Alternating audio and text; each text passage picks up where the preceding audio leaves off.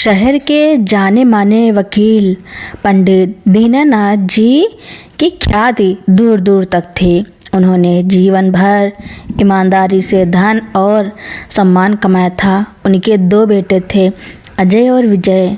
अजय बड़ा था और शहर में ही अपना बिजनेस करता था, जबकि छोटा बेटा विजय सेना में अफसर था और अक्सर सीमाओं पर तैनात रहता था। दीनानाथ जी की पत्नी का देहांत हो चुका था। वह अपने पुश्तैनी बंगले में अजय और उसकी पत्नी मीनाक्षी के साथ रहते थे। अजय और मीनाक्षी स्वभाव से बहुत लालची थे। उन्हें लगता था कि दीनानाथ जी ने जीवन भर में जो करोड़ों की संपत्ति बनाई है, वह बस किसी तरह उनके नाम हो जाए। एक दिन दीनानाथ जी को दिल का दौरा पड़ा। अस्पताल में भर्ती होने पर विजय को खबर दी गई, लेकिन सरहद पर तनाव के कारण वह तुरंत नहीं आ सका। इसी का फ़ायदा उठाकर अजय ने एक फर्जी वसीयत तैयार करवाई। उसने डॉक्टर और एक गवाह को पैसे खिलाकर बेहोशी की हालत में दीनानाथ जी के अंगूठे के निशान ले लिए। जब दीनानाथ जी ठीक होकर घर लौटे तो उन्हें आभास भी नहीं था कि उनके अपने बेटे ने उनकी पीठ में छुरा घोंपा है। धीरे धीरे अजय और मीनाक्षी का व्यवहार बदलने लगा। अपमान। अब दीनानाथ जी को ड्राइंग रूम में बैठने की इजाज़त नहीं थी। उन्हें स्टोर रूम के पास एक छोटे से कमरे में शिफ्ट कर दिया गया। अभाव उन्हें खाना भी बचा खुचा दिया जाता। मीनाक्षी अक्सर कहती, बुढ़ापे में इतना खाकर क्या करोगे, बदहजमी हो जाएगी। दीनानाथ जी सब चुपचाप सहते रहे। उन्हें सबसे ज़्यादा दुख इस बात का था कि जिस बेटे को उन्होंने कानून और नैतिकता सिखाई, वही आज उन्हें बेघर करने की फिराक में है। कुछ महीनों बाद विजय घर आया। जब उसने पिता की हालत देखी तो उसका खून खौल उठा। उसने अजय से सवाल किया तो अजय ने वही फर्जी वसीयत दिखा दी। अजय ने गुर्रा कर कहा, पिताजी ने यह बंगला और सारी प्रॉपर्टी मेरे नाम कर दी है। अब तुम्हारी यहाँ कोई जगह नहीं है। तुम तो वैसे भी बाहर रहते हो। अपना बोरिया बिस्तर समेटो और निकलो यहाँ से। विजय अपने पिता को लेकर एक किराए के मकान में चला गया। दीनानाथ जी टूट चुके थे, लेकिन विजय ने कहा, पिताजी, आपने मुझे देश की रक्षा करना सिखाया है। क्या मैं अपने पिता के हक की रक्षा नहीं कर सकता? विजय ने चुपचाप जांच शुरू की। उसे पता चला कि जिस तारीख को वसीयत पर अंगूठे के निशान लिए गए थे, उस दिन दीनानाथ जी अस्पताल में आईसीयू में थे और मेडिकल रिपोर्ट के अनुसार वह उस समय कोमा जैसी स्थिति में थे, यानी हस्ताक्षर करने के योग्य नहीं थे। विजय ने अपने पिता के ही एक पुराने मुंशी की मदद ली। मामला कोर्ट पहुंचा।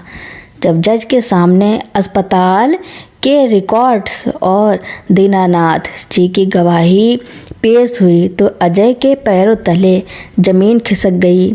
जज ने न केवल वसीयत को रद्द किया, बल्कि अजय पर जालसाजी और बुजुर्ग पिता के उत्पीड़न का केस चलाने का आदेश दिया। संपत्ति वापस मिलने के बाद अजय और मीनाक्षी ने माफ़ी की भीख मांगी, लेकिन दीनानाथ जी ने एक कठोर फैसला लिया। उन्होंने वह आलीशान बंगला बेच दिया और उससे मिलने वाली आधी रकम शहीद विधवा कोष में दान कर दी और बाकी आधी से शहर के बाहर एक शानदार वृद्धाश्रम बनवाया। उन्होंने विजय से कहा, बेटा तूने मुझे सम्मान दिलाया, लेकिन अब मुझे इस ईंट पत्थर के मकान का मोह नहीं है। मैं अब उन बुजुर्गों के साथ रहूँगा जिनका कोई नहीं है। अजय और मीनाक्षी के पास अब ना घर था न पैसा। समाज में उनकी इतनी थू-थू हुई कि उनका बिजनेस ठप हो गया और उन्हें दर दर भटकना पड़ा। दीनानाथ जी अब उस नए बने वृद्धाश्रम छाया में रहने लगे थे। विजय वापस अपनी ड्यूटी पर चला गया था, लेकिन वह हर महीने पिता से मिलने आता। उधर अजय और मीनाक्षी के लिए मुश्किलें अभी शुरू ही हुई थी। अजय और मीनाक्षी ने सोचा था कि वे अपनी किसी पुरानी पहचान के दम पर फिर से खड़े हो जाएंगे, लेकिन शहर में उनकी धोखाधड़ी की खबर आग की तरह फैल चुकी थी। अजय के बिजनेस पार्टनर्स ने उससे नाता तोड़ लिया। जिस आलीशान जिंदगी के वे आदी थे, अब वह सपना बन चुकी थी। उन्हें एक छोटे से बदबूदार कमरे में किराए पर रहना पड़ा। मीनाक्षी, जो कभी नौकरों पर हुक्म चलाती थी, अब दूसरों के घरों में बर्तन साफ करने को मजबूर थी। एक दिन अजय की तबीयत बहुत खराब हो गई। उसके पास दवा के पैसे भी नहीं थे। हार मानकर मीनाक्षी ने अजय को सरकारी अस्पताल में भर्ती कराया, लेकिन वहाँ की भीड़ और अव्यवस्था देखकर वे दोनों बिलख उठे।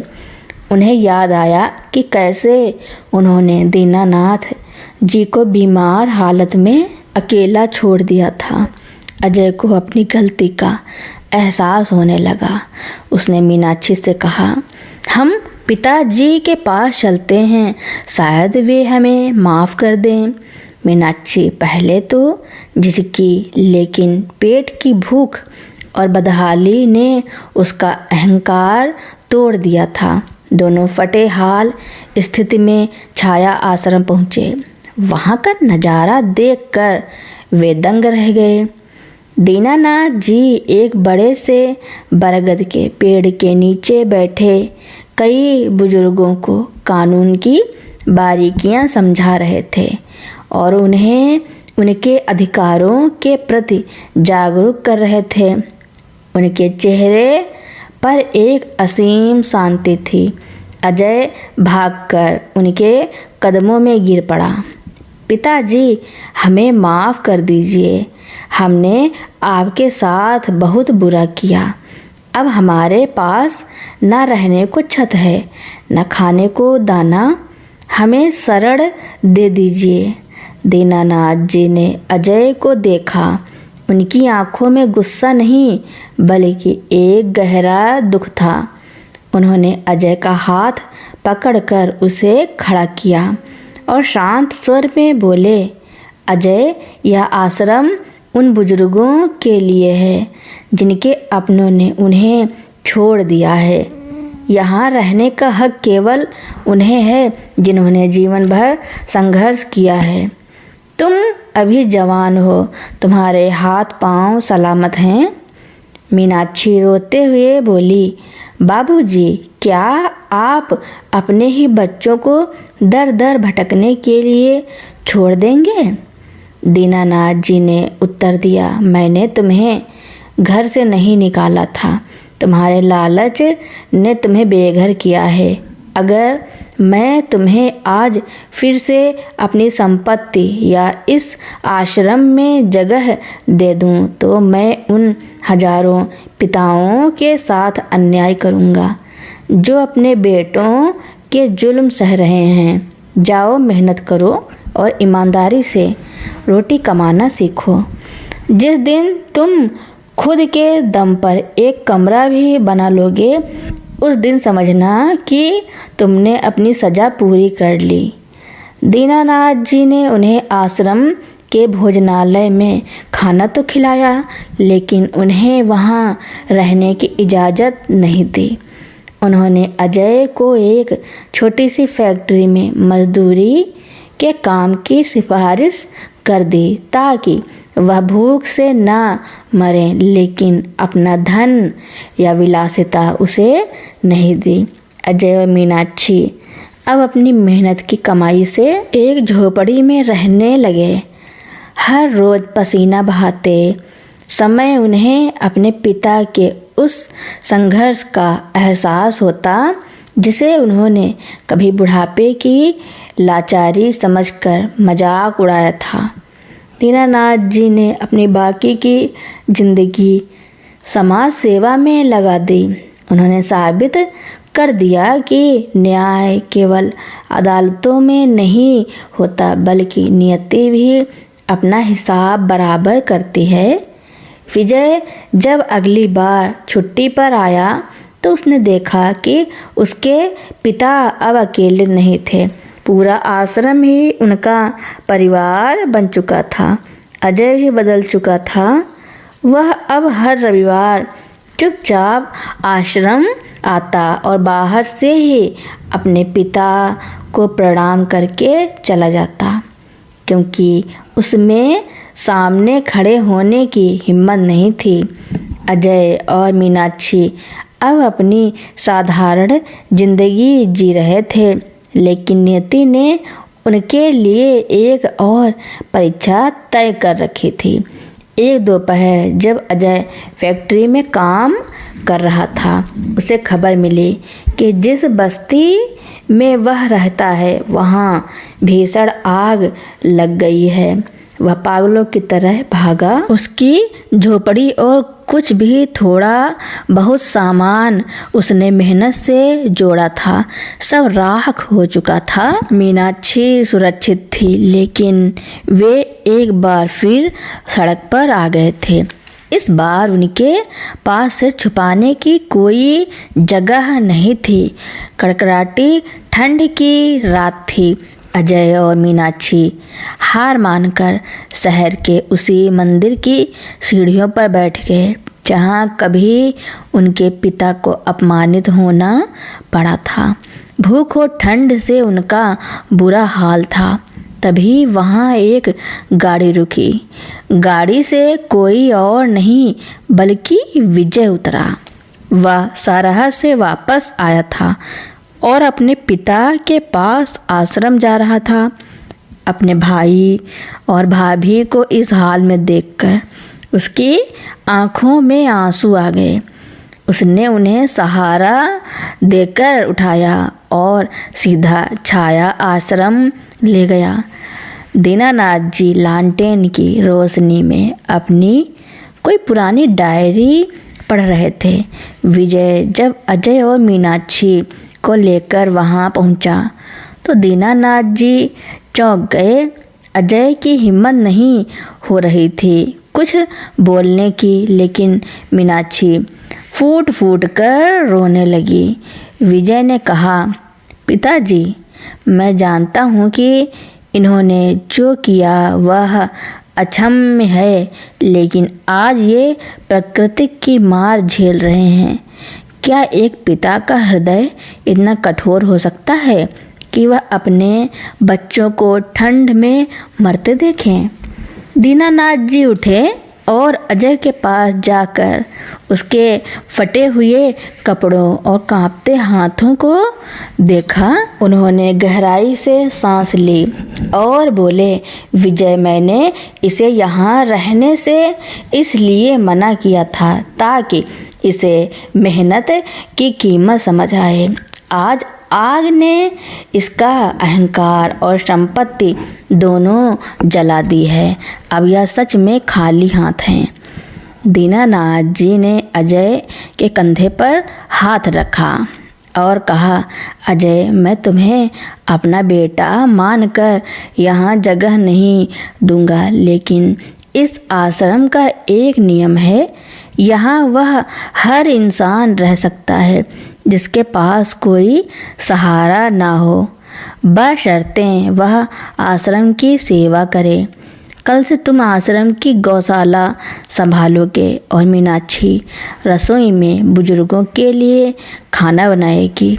यहाँ तुम्हें कोई मालिक नहीं कहेगा, तुम यहाँ के सेवक हो। अजय ने रोते हुए अपने पिता के पैर पकड़ लिए। यह पहली बार था जब वह संपत्ति के लिए नहीं बल्कि प्रायश्चित के लिए रो रहा था। अगले कुछ सालों में छाया आश्रम की रौनक बदल गई। अजय और मीनाक्षी ने दिन रात एक करके आश्रम को स्वर्ग बना दिया। जो मीनाक्षी कभी काम करने से कतराती थी, अब वह हर बुजुर्ग को अपने हाथों से निवाला खिलाती। अजय ने गौशालों को इतना समृद्ध कर दिया कि आश्रम अब आत्मनिर्भर हो गया था। एक दिन दीनानाथ जी का अंतिम समय निकट आया। उन्होंने अपने दोनों बेटों को बुलाया। उनके चेहरे पर एक संतोषजनक मुस्कान थी। उन्होंने अजय का हाथ विजय के हाथ में दिया और कहा, बेटा अजय, आज मैं सुकून से मर सकता हूँ। मैंने तुम्हें करोड़ों की संपत्ति तो नहीं दी, लेकिन तुम्हें इंसानियत का पाठ पढ़ा दिया। याद रखना, असली वसीयत बैंक बैलेंस नहीं बल्कि वे संस्कार हैं जो मुश्किल समय में हमें टूटने नहीं देते। दीनानाथ जी के जाने के बाद अजय ने कभी उस संपत्ति पर अपना हक नहीं जताया। उसने और विजय ने मिलकर दीनानाथ जी के मिशन को आगे बढ़ाया। वह बंगला जिसे लेकर सारा विवाद शुरू हुआ था, अब एक अनाथालय में बदल चुका था। अजय और मीनाक्षी ने समाज को दिखाया कि अगर पछतावा सच्चा हो तो इंसान अपनी खोई हुई गरिमा फिर से पा सकता है। नियति ने उन्हें सजा भी दी और अंत में सुधारने का मौका भी। दीनानाथ जी के निधन के कई वर्षों बाद अजय और मीनाक्षी अब खुद वृद्धाश्रम की दहलीज पर थे। अजय का एक बेटा था आर्यन, जिसे विजय ने अपनी देख रेख में पढ़ाया लिखाकर एक काबिल इंसान बनाया था। आर्यन विदेश में एक बड़ी कंपनी में ऊंचे पद पर था। शहर के लोग अब अजय और मीनाक्षी को धोखेबाज नहीं बल्कि सेवाभावी इंसान के रूप में जानते थे। लेकिन अजय के मन में हमेशा एक डर बना रहता था कि कहीं उसके अतीत की छाया उसके बेटे आर्यन और पर ना पड़ जाए। एक दिन जब अजय आश्रम के पुराने दस्तावेजों की सफाई कर रहा था, उसे दीनानाथ जी की एक पुरानी अलमारी के गुप्त दराज में एक बंद लिफाफा मिला। उस पर लिखा था, मेरे पोते आर्यन के लिए। अजय ने कांपते हाथों से वह लिफाफा खोला। उसमें दीनानाथ जी ने लिखा था, बेटा आर्यन, जब तुम यह पढ़ रहे होगे मैं नहीं रहूँगा। तुम्हारे माता पिता ने एक बार बड़ी गलती की थी जिसकी सज़ा उन्होंने भुगती, लेकिन मुझे पता था कि तुम एक दिन बहुत बड़े आदमी बनोगे। मैंने शहर के बाहर की वह पुश्तैनी ज़मीन जिसे अजय कभी खोज नहीं पाया तुम्हारे नाम पर सुरक्षित छोड़ दी थी, लेकिन शर्त यह है कि तुम इस संपत्ति का उपयोग अपने ऐशो आराम के लिए नहीं बल्कि समाज के ऋण को उतारने के लिए करोगे। आर्यन जब विदेश से लौटा तो अजय ने उसे वह वसीयत सौंपी। अजय को लगा कि शायद आर्यन अब उसे और मीनाक्षी को शहर के उस बड़े बंगले में ले जाएगा जिसका सपना उन्होंने कभी देखा था। लेकिन आर्यन ने जो किया उसने सबको हैरान कर दिया। आर्यन ने उस जमीन पर एक बहुत बड़ा कौशल विकास केंद्र खोला। उसने अपने पिता अजय से कहा, पिताजी, दादाजी ने मुझे संपत्ति नहीं जिम्मेदारी दी है। मैं चाहता हूँ कि यहाँ उन नौजवानों को काम सिखाया जाए जो बेरोजगारी के कारण गलत रास्ते पर चले जाते हैं। मैं नहीं चाहता था कि कोई और अजय लालच के कारण अपने पिता को धोखा दे। कहानी का सबसे भावुक क्षण तब आया जब आर्यन ने उसी आश्रम छाया के परिसर में अपने माता पिता के लिए एक छोटा सा लेकिन सुंदर घर बनाया। उसने कहा, आप दोनों ने अपनी आधी जिंदगी प्रायश्चित में बिताई है। अब बाकी की जिंदगी आप यहाँ मालिक बनकर नहीं बल्कि इस आश्रम के संरक्षक बनकर बिताएंगे।